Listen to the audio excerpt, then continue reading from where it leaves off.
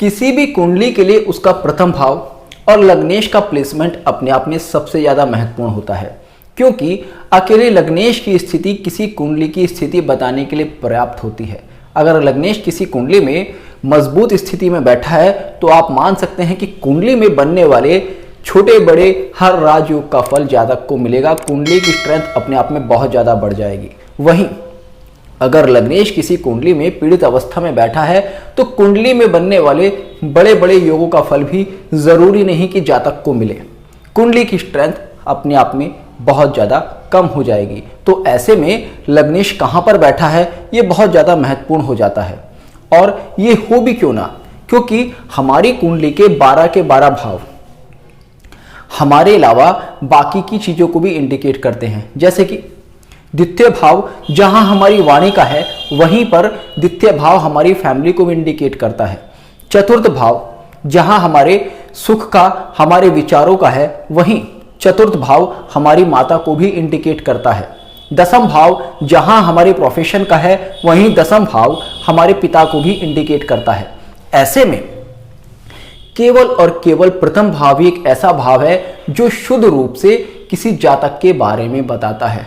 तो प्रथम भाव और उसके स्वामी की स्थिति कुंडली में बहुत ही ज्यादा महत्वपूर्ण हो जाती है। अगर फर्स्ट लॉर्ड के प्लेसमेंट की बात करें तो फर्स्ट लॉर्ड का प्लेसमेंट फर्स्ट हाउस से ज्यादा पावरफुल कहीं पर हो ही नहीं सकता। ज्योतिष का एक नियम है, कोई भी ग्रह अपनी राशि अपने भाव में बैठकर पावरफुल हो जाता है। तो ऐसे में अगर प्रथम भाव का स्वामी प्रथम भाव में बैठेगा तो सीधी सी बात है वहां पर उसको बल मिलेगा। और केंद्र में बैठेगा केंद्र का स्वामी, तो यह अपने आप में एक बड़ा राजयोग है। प्रथम भाव का स्वामी अगर प्रथम भाव में बैठेगा तो आप देखेंगे सामान्यतः ऐसे जातक का जन्म एक अच्छे परिवार में, एक अच्छे कुल में होता है, क्योंकि प्रथम भाव आपका जन्म स्थान है और वहां पर जो ग्रह हैं, जो प्लेसमेंट्स हैं, वो आपके जन्म को भी इंडिकेट करते हैं। उसके बाद प्रथम भाव आपकी हेल्थ को, आपके बॉडी स्ट्रक्चर को इंडिकेट करता है। और जब फर्स्ट हाउस का स्वामी पावरफुल होगा, अपने ही घर में होगा, तो आप मान सकते हैं कि ऐसे व्यक्ति का बॉडी स्ट्रक्चर अच्छा होगा। बॉडी स्ट्रक्चर अच्छा होगा मगर लगन की क्वालिटी के हिसाब से हर लगन के लोगों का एक बॉडी स्ट्रक्चर होता है। तो अब ऐसा नहीं कि जैसे कि तुला लगन वाले लोगों का एक बॉडी स्ट्रक्चर होता है कि काफ़ी अट्रैक्टिव सी पर्सनालिटी होती है, वृषभ लगन वालों की होती है कि काफ़ी आराम पसंद ऐसे लोग होते हैं, मेष लगन वाले होते हैं थोड़ी उनकी हाइट कम होती है, काफ़ी एनर्जी से भरपूर होते हैं। तो आप मान लो कि भाई जो भी लगन है उसमें सारी क्वालिटीज़ होंगी, ऐसा नहीं है। लगन के हिसाब से, लगन के प्लेसमेंट के हिसाब से अगर फर्स्ट लॉर्ड फर्स्ट हाउस में बैठेगा तो उस लगन की क्वालिटी उस जातक में बहुत ज़्यादा होगी। और सीधी सी बात है, ऐसे लोगों की इम्यूनिटी काफ़ी अच्छी होगी। अगर लगन पर कोई बहुत ही नकारात्मक प्रभाव नहीं है तो ऐसे लोगों की आयु भी काफ़ी लंबी होगी। फर्स्ट लॉर्ड आपके मस्तिष्क को इंडिकेट करता है, हमारे माइंड को इंडिकेट करता है। हालांकि चतुर्थ भाव हमारी विचारधारा का भाव है, किंतु केवल लग्नेश के द्वारा ही आप किसी व्यक्ति की विचारधारा को समझ सकते हैं। तो अगर फर्स्ट लॉर्ड फर्स्ट हाउस में बैठेगा तो जो भी आपका लग्न है उसकी प्रॉपर विचारधारा आपके अंदर होगी ही होगी। और लग्नों की क्या क्या विचारधारा होती हैं, क्या क्या उनकी क्वालिटीज़ होती हैं, ये मैंने बहुत सारी वीडियोस में आपके साथ शेयर किया है, आप मेरे चैनल पर देखेंगे तो मिल जाएंगी। इसके बाद अगर प्रथम भाव का स्वामी प्रथम भाव में बैठेगा तो वो आपकी कुंडली के बहुत सारे अन्य भावों को कंट्रोल करने की स्थिति में होगा। किस तरह से, ये समझना सबसे ज़्यादा महत्वपूर्ण है। और किस तरह से ये हमें दूसरे भावों का शुभ फल दिलाने में सक्षम होगा ये जानते हैं। देखिएगा, सबसे पहली बात तो लग्नेश लगन में बैठा है तो केंद्र में बैठा है, तो वो एक ऐसी स्थिति में बैठा है, एक ऐसे पॉइंट पर बैठा है जहां से कि वो सब कुछ कंट्रोल कर सकता है। एक सेंटर पॉइंट है। आप इस तरह से समझ लीजिएगा जैसे कि आपने एक जगह के सेंटर में एक दिया जलाकर रख दिया तो उस दिया का प्रकाश उस पूरी जगह पर फैलेगा। अगर आप कहीं कोने में दिया रख देंगे तो सीधी सी बात है पूरा एरिया जगमगाएगा नहीं, पूरे एरिया में उस दिए का प्रकाश नहीं जाएगा। तो लगन भाव वो भाव है जो कि आपका सेंटर है जहां से कि आप पूरी कुंडली को कंट्रोल कर सकते हैं। और अगर लग्नेश मजबूत है तो सीधी सी बात है कि पूरी कुंडली को बहुत ही अच्छे से वो कंट्रोल करने की स्थिति में है। अब लग्नेश लगन में बैठेगा तो उसकी सप्तम दृष्टि आपके सप्तम भाव पर होगी। अब सप्तम भाव किसका है? आपकी पार्टनरशिप का है।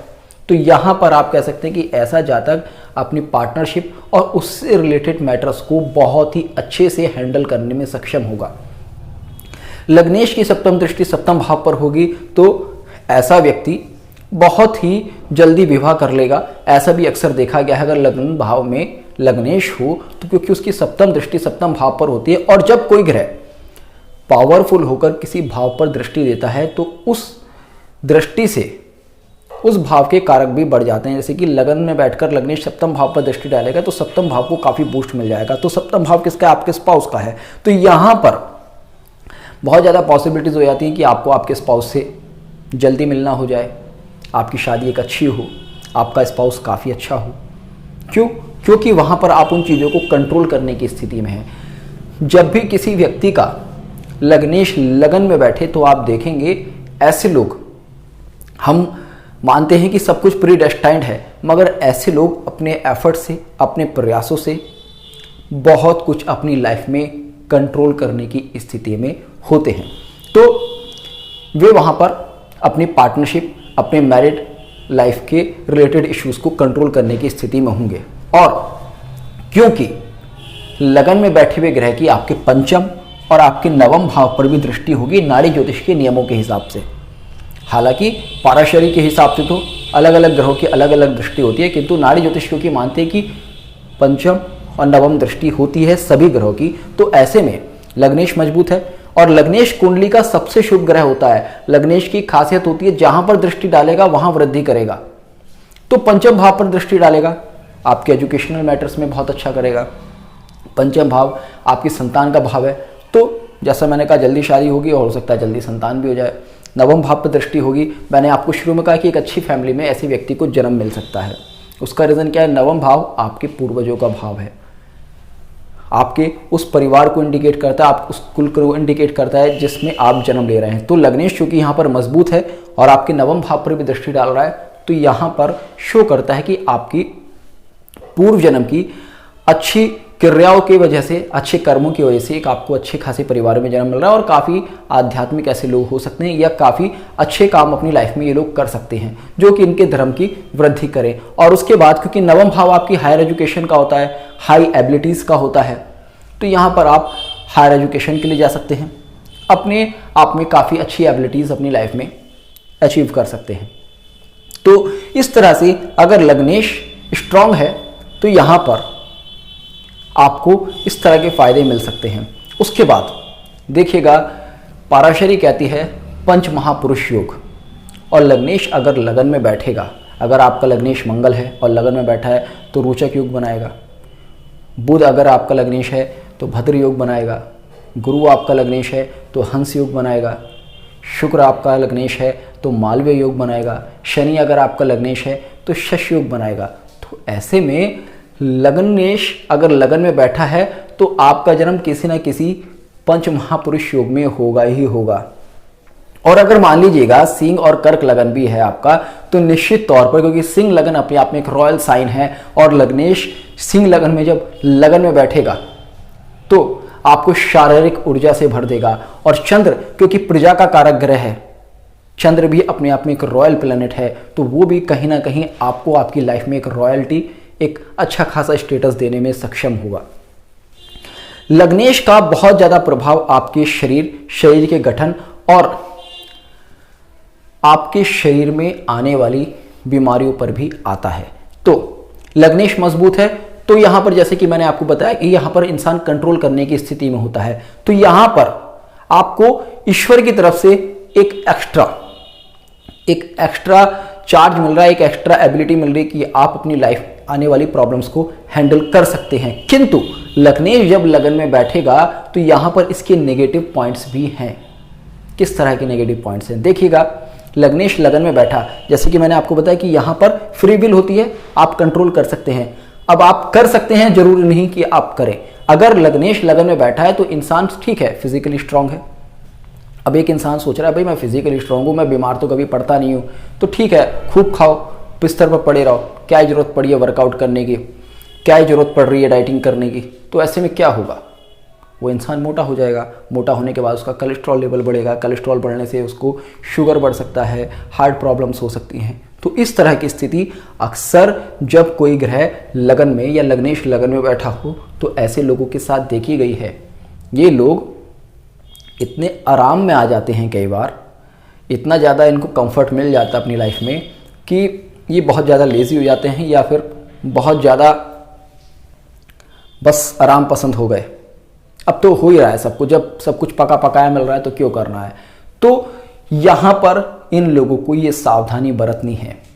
इन लोगों को ऐसा नहीं कि ईश्वर ने बहुत कुछ दे दिया तो बस ठीक है अब आराम करो। यहाँ पर आपको सेल्फ एफर्ट करना ही होगा, क्योंकि प्रथम भाव आपको सेल्फ एफर्ट के बाद किसी भी स्थिति पर ले जाने में सक्षम होता है। एक पराशरी में नियम है कि अगर कोई ग्रह अपने ही भाव में, कारक भाव में बैठे तो अकारक हो जाता है। तो उसका भी एक बड़ा रीज़न यही है। अकारक होने का रीज़न क्या है, क्योंकि अपने घर में बैठा है, कंफर्ट जोन में बैठा है, और जब कोई इंसान कंफर्ट जोन में आ जाता है तो सीधी सी बात है उसकी एबिलिटी जितनी भी हो उस पर कहीं ना कहीं एक डेप्रिसिएशन लग जाता है। वो अपनी एबिलिटी को अपने कंफर्ट जोन की वजह से बहुत ज़्यादा आगे नहीं बढ़ा पाता। तो अगर आपका लग्नेश लगन में है तो थोड़ा सा प्रयास कीजिएगा अपनी लाइफ को आगे ले जाने का, और आपका भाग्य, आपकी कुंडली में बनने वाले सारे योग आपके साथ हैं जो कि आपको आपके जीवन में नई ऊंचाइयों पर ले जा सकते हैं। होपफुली आपको आज का ये वीडियो पसंद आया होगा, तो जुड़ रहेगा अष्टसूत्र के साथ। मिलते हैं नेक्स्ट वीडियो में, तब तक के लिए जय हिंद, जय भारत।